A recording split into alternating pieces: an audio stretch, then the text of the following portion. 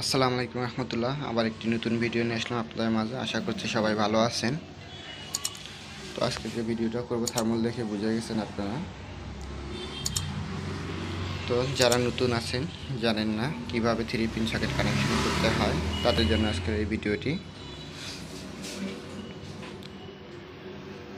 তো আর একটি কথা না বললেই নয়, যারা আমার চ্যানেলে ভিডিও দেখেন অবশ্যই চ্যানেলটি সাবস্ক্রাইব করবেন।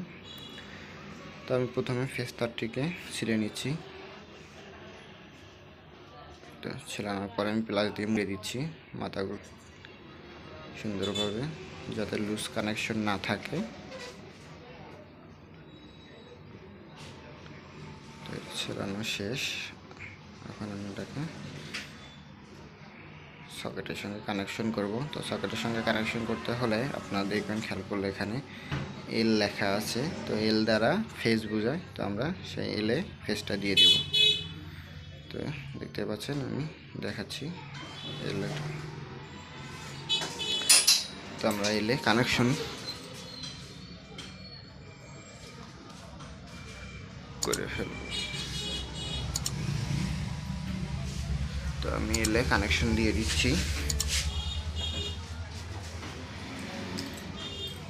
এবারে আমরা নিউট্রালটাকে ছিলে নিব। তো নিউট্রাল তারটা আমি সিলতেছি। তো নিউট্রাল তারটা সেলার পরেও সেমভাবে আমি কন্ট্যাক্টারগুলোকে পেঁচে দিচ্ছি ভালোভাবে। তো আরেকটি কথা না বললেই না, যারা নতুন কাজ শিখতে যাচ্ছেন অবশ্যই আপনারা লাইন অফ করে কাজ করবেন। তো আমি ওখানে দেখবেন এন লেখা আছে, তো আমি এনের জায়গায় দিয়ে দিচ্ছি সকেটে। তো এনের জায়গায় আমি দিয়ে দিলাম। এন দ্বারা নিউট্রাল বোঝানো হয়।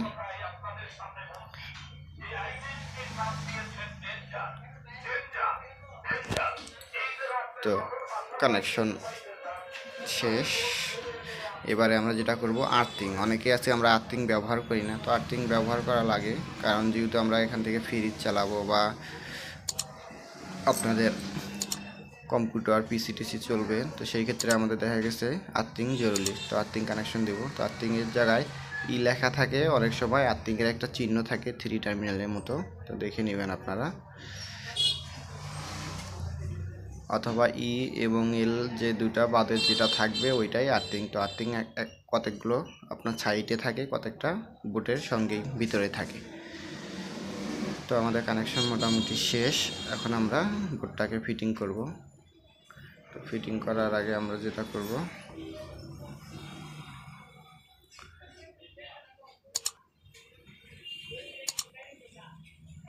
তো ফিটিং করার আগে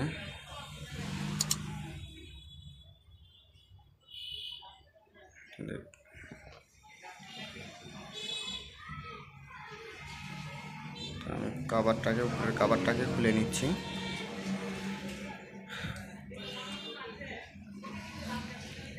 কভার খোলা শেষ। তারগুলোকে সুন্দরভাবে ভাঁজ দিয়ে ভিতরে ভরে দিচ্ছি আমি স্টিল বোর্ডের। তো দেখতে পারলেন, এখন আমি স্ক্রু দ্বারা এটাকে সুন্দরভাবে আমরা বোর্ডটাকে ফিটিং করে ফেলবো। স্ক্রু টাইট করে দিচ্ছি, এক পাশেরটা লাগানো।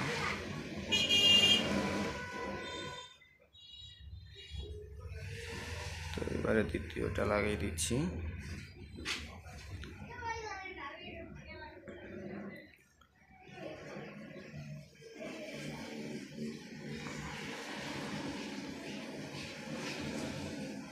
তো 3 পিন 6 পিন সকেট কানেকশন সেমভাবেই কানেকশন হয়।